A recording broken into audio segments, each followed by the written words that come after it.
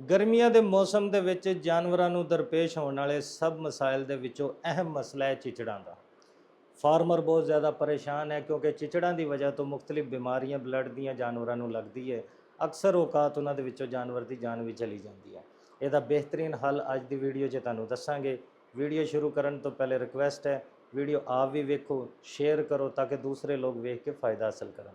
मैं अमजद अली खान ਅੱਜ ਦੀ ਵੀਡੀਓ 'ਚ ਤੁਹਾਨੂੰ ਬਕਾਇਦਾ ਚਿਚੜਾਂ ਤੋਂ ਬਚਾਓ ਦਾ ਤਰੀਕਾ ਦੱਸਾਂਗਾ, ਜਿਹਦੇ ਨਾਲ ਫਾਰਮਰ ਨੂੰ ਕਾਫੀ फ़ायदा हासिल ਹੋਏਗਾ। लेकिन कोशिश करो वीडियो ਨੂੰ ਸ਼ੇਅਰ ਕਰ ਦਿਓ ਤਾਂ ਕਿ ਦੂਸਰੇ ਲੋਕ ਵੀ फ़ायदा हासिल ਕਰਨ। ਕੁਝ ਦੋਸਤਾਂ ਦੇ ਮੈਸੇਜ ਆ ਰਹੇ ਨੇ ਬਾਰ-ਬਾਰ ਕਿ ਉਹਨਾਂ ਦੇ ਜਾਨਵਰਾਂ ਤੇ ਚਿਚੜ ਬੜੇ ਜ਼ਿਆਦਾ ਹੋ ਗਏ ਨੇ, ਨਾਲੇ ਵੀ ਦੱਸ ਰਹੇ ਨੇ ਕਿ ਉਹਨਾਂ ਨੂੰ ਇੰਜੈਕਸ਼ਨ ਵਗੈਰਾ ਲਗਵਾ ਰਹੇ ਨੇ। ਕੁਝ ਦਿਨ ਚਿਚੜ ਖਤਮ ਹੋ ਜਾਂਦੇ ਲੇਕਿਨ ਫਿਰ ਜਾਨਵਰਾਂ ਦੇ ਉੱਤੇ ਚਿਚੜ ਨਜ਼ਰ ਆਉਂਦੇ ਨੇ। ਇਹਦੀ ਵਜ੍ਹਾ ਤੋਂ ਜਾਨਵਰ ਇਰੀਟੇਟ ਕਰਦੇ ਨੇ, ਚਾਰਾ ਘੱਟ ਖਾਂਦੇ ਨੇ ਤੇ ਆਪਣੀ ਪੈਦਾਵਾਰ ਵੀ ਘੱਟ ਕਰ ਦਿੰਦੇ ਨੇ। ਫਾਰਮਰ ਪਰੇਸ਼ਾਨ ਹੁੰਦਾ ਹੈ।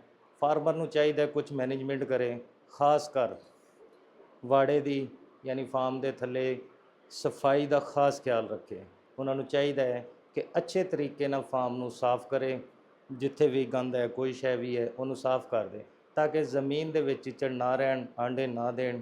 ਕਿਉਂਕਿ ਇੱਕ ਟਾਈਮ 'ਚ ਬਹੁਤ ਜ਼ਿਆਦਾ ਆਂਡੇ ਦਿੰਦੇ ਨੇ, ਬੱਚੇ ਨਿਕਲ ਆਉਂਦੇ ਨੇ, ਉਹ ਮੁxtਲਿਫ ਟਾਈਮ ਦੇ ਵਿੱਚ ਜਾਨਵਰਾਂ ਦੇ ਉੱਤੇ ਚੜ੍ਹਦੇ ਰਹਿੰਦੇ ਨੇ, ਜਿਹਦੀ ਵਜ੍ਹਾ ਤੋਂ ਜਾਨਵਰ ਪਰੇਸ਼ਾਨ ਹੁੰਦੇ ਨੇ, ਇਰੀਟੇਟ ਹੁੰਦੇ ਨੇ, ਖੁਰਾਕ ਵਗੈਰਾ ਨਹੀਂ ਖਾਂਦੇ। ਕਰਨਾ ਕੀ ਹੈ, ਮਾਰਕੀਟ ਦੇ ਵਿੱਚ ਮੁxtਲਿਫ ਸਪਰੇਅ ਮਿਲਦੀਆਂ ਨੇ, ਡੈਲਟਾ ਹੋ ਗਈ, ਸਾਈਪਰਮੈਥ੍ਰਿਨ ਹੋ ਗਈ। ਫਾਰਮਰ ਮਾਰਕੀਟ 'ਚੋਂ ਲੈ ਕੇ ਆਏ, ਅੱਛੀ ਕੰਪਨੀ ਦੀ ਲੈ ਕੇ ਆਏ। ਬਣਾਉਣੀ ਕਿਵੇਂ ਹੈ, 20 ਕਿਲੋ ਵਾਲੀ ਟੈਂਕੀ ਦੇ ਵਿੱਚ 50 ml ਸਪਰੇਅ ਪਾ ਕੇ ਤੇ ਫਾਰਮ ਦੇ ਵਿੱਚ ਹਰ ਜਗ੍ਹਾ ਅੱਛੇ ਤਰੀਕੇ ਨਾਲ ਕਰ ਦਿਓ। ਕੋਸ਼ਿਸ਼ ਕਰੇ ਖੁਰਲੀ ਦੇ ਅੰਦਰ ਨਾ ਕਰੇ ਤਾਂ ਕਿ ਜਾਨਵਰ ਨੂੰ ਕੋਈ ਇਹਦਾ ਨੁਕਸਾਨ ਨਾ ਪਹੁੰਚੇ। ਇਹ ਅਮਲ 1 ਮਹੀਨੇ ਦੇ ਵਿੱਚ ਕਮ ਅਜ਼ ਕਮ 2 ਦਫਾ ਲਾਜ਼ਮੀ ਕਰੇ।